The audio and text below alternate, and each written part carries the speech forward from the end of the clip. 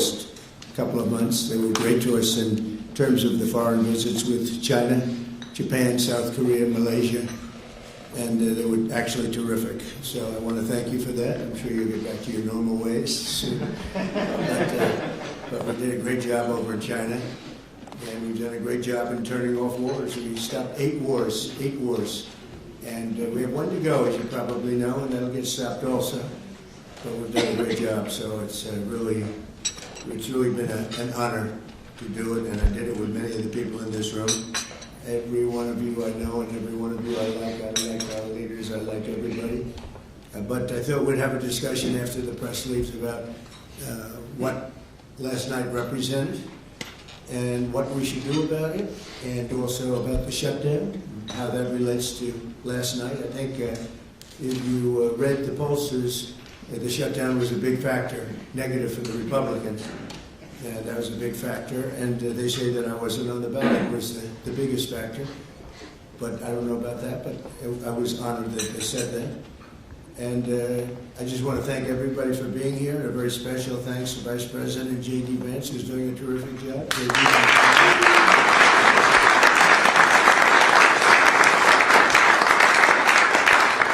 As well as the Senate leadership team that has been working very hard, working really, I will tell you, nobody's working any harder representing the American people, including Senator John Thune. John, thank you.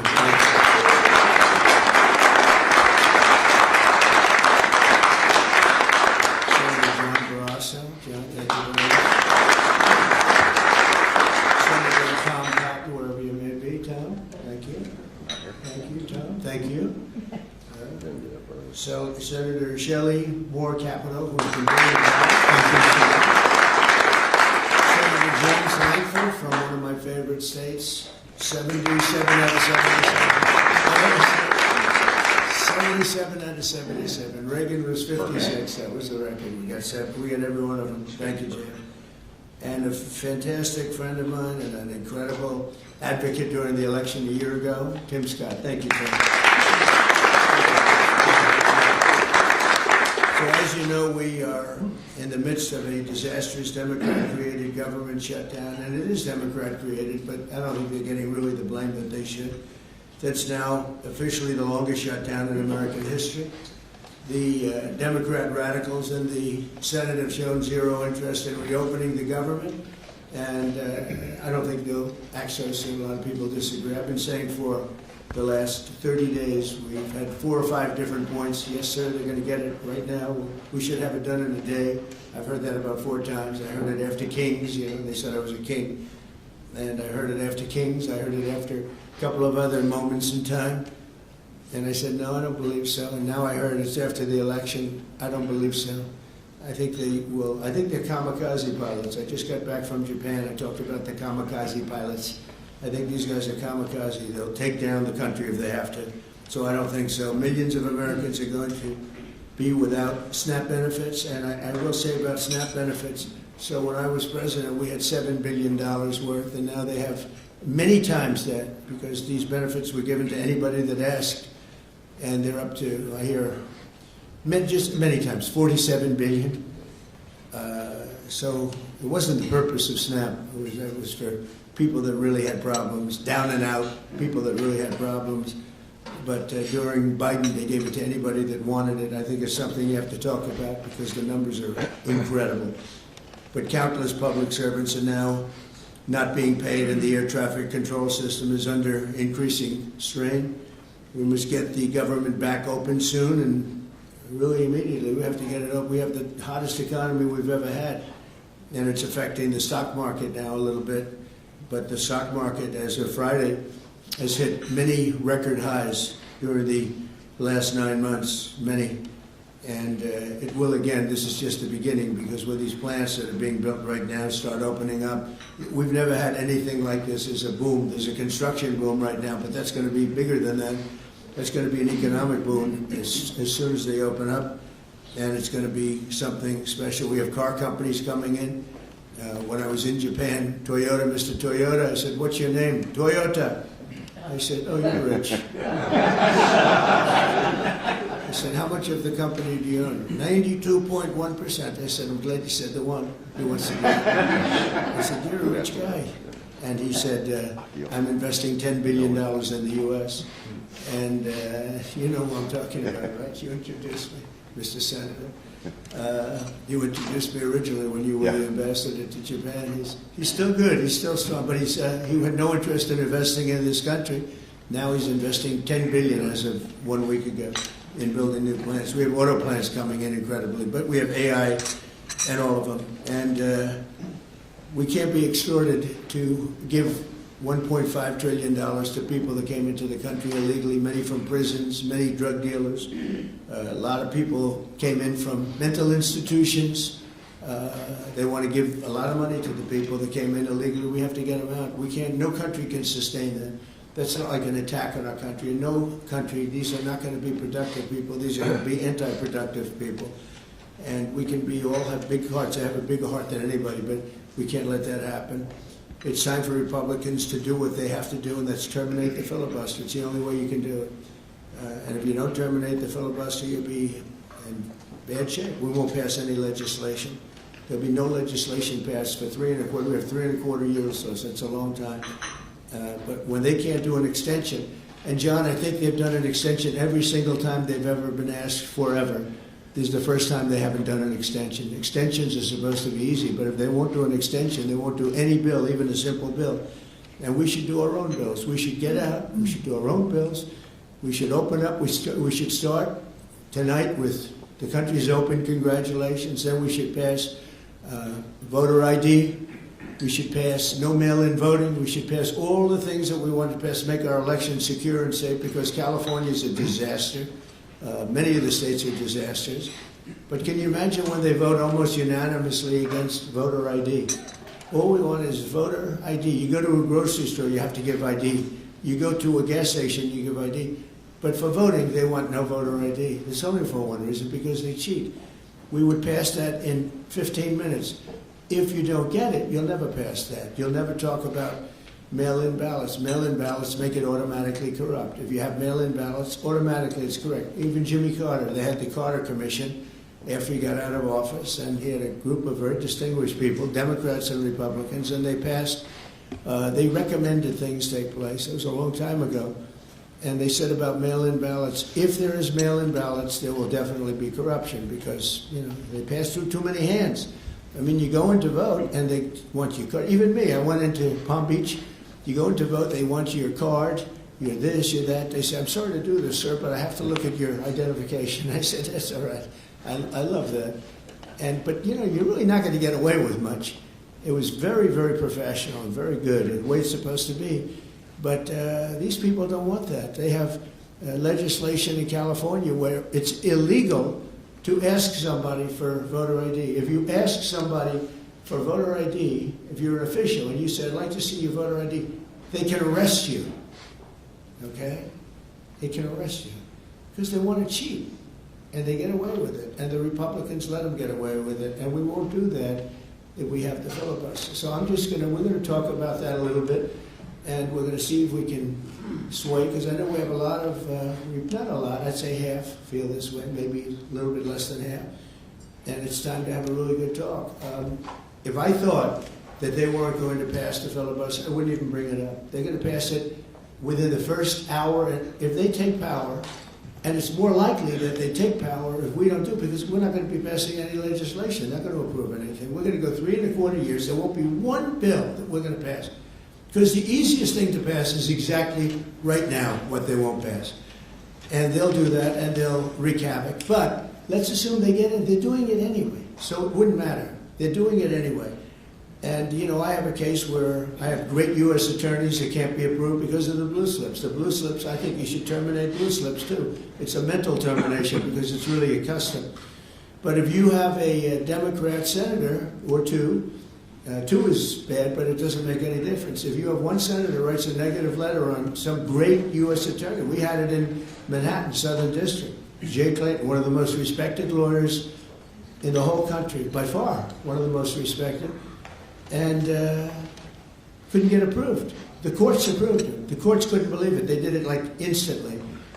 He went to the best schools, got the best marks, top of his class. Everything was perfect. I mean, he was lived the perfect life. Went to Sullivan and Cromwell.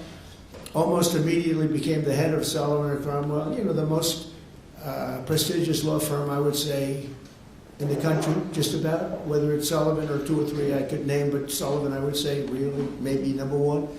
He was the head of Sullivan and Cromwell for like 20 years. He went to the SEC, was flawless. He did it for me. He was the SEC chairman.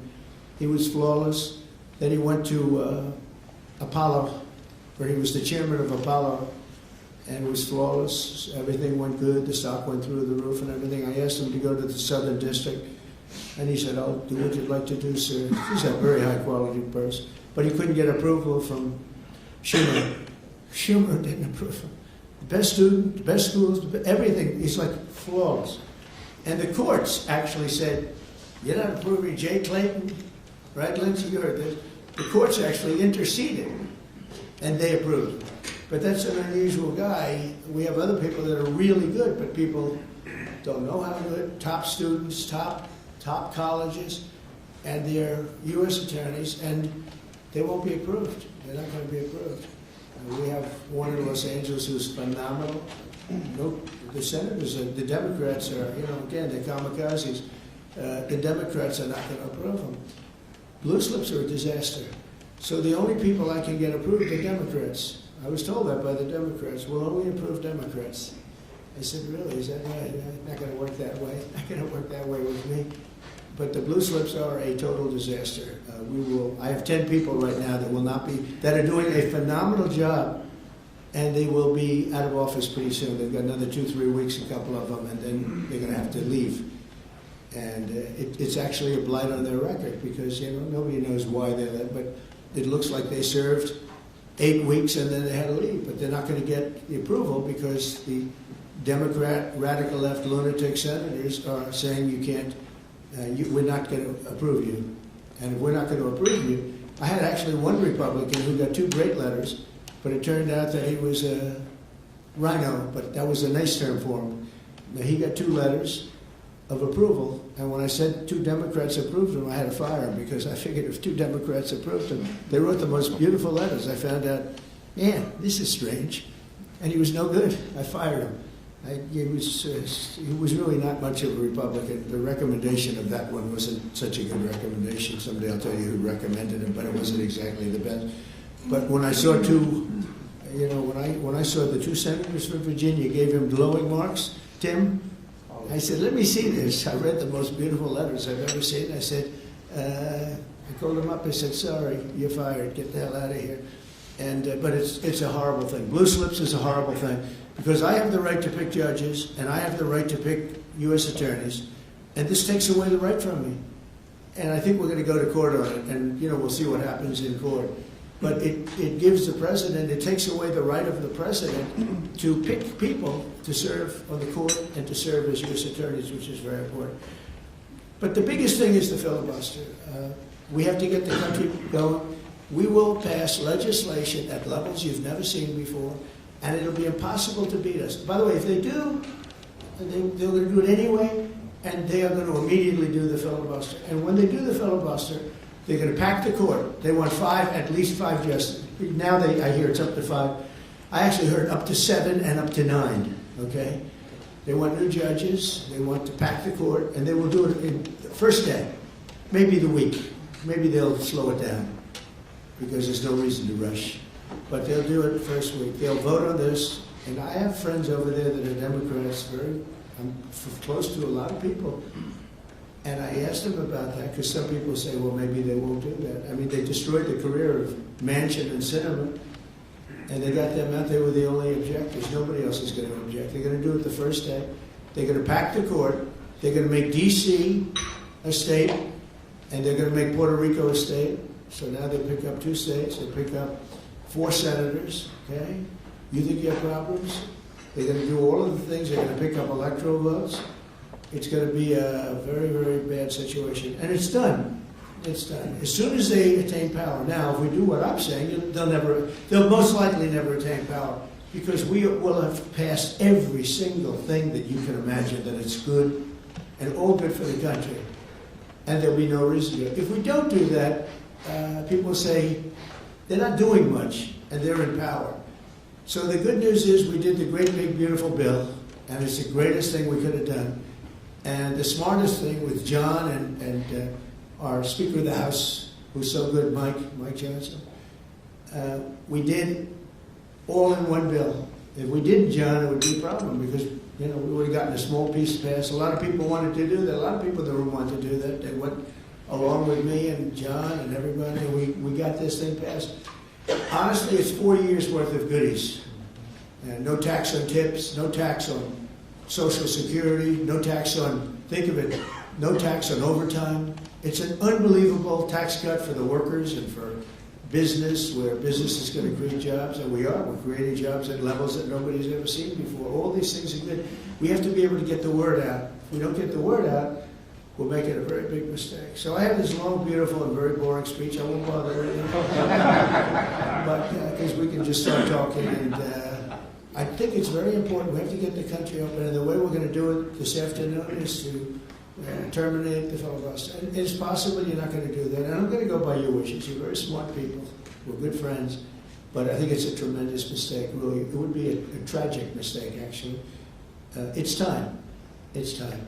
If I thought they weren't going to approve, I'd sort of be with you. It'd be fine. I'd be neutral to with you.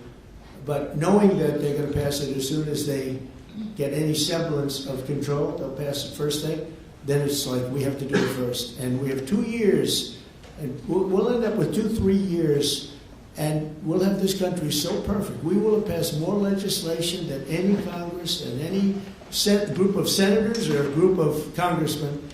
And we will get it through. They'll send it to us. We'll send it to them. It'll be a beautiful machine. Otherwise, we're just going to sit around and argue with these people all day long. And they're highly unrealistic. Highly unrealistic. Many of them are radical left subversives, frankly.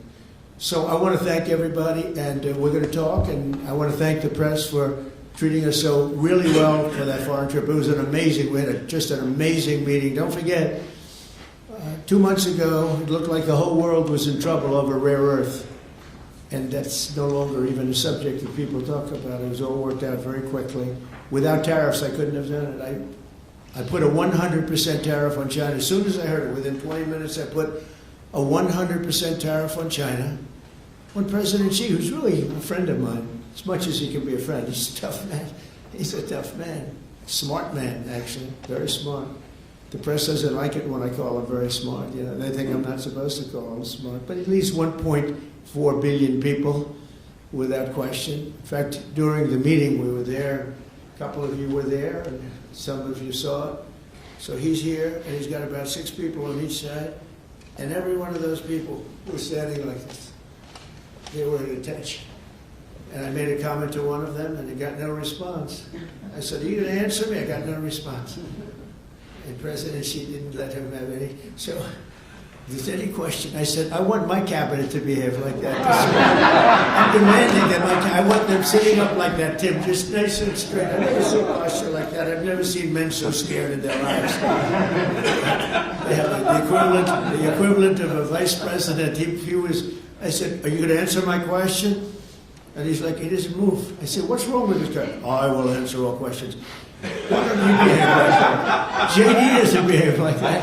JD butts into conversations. I want to have that for at least a couple of days, okay, JD? We'll keep you long term, but a couple of days. A couple of days of that would be very good. Okay, I want to thank you, and we'll talk a little bit. And I see they set me up with a podium. I thought I'd just be sitting, but it's probably easier.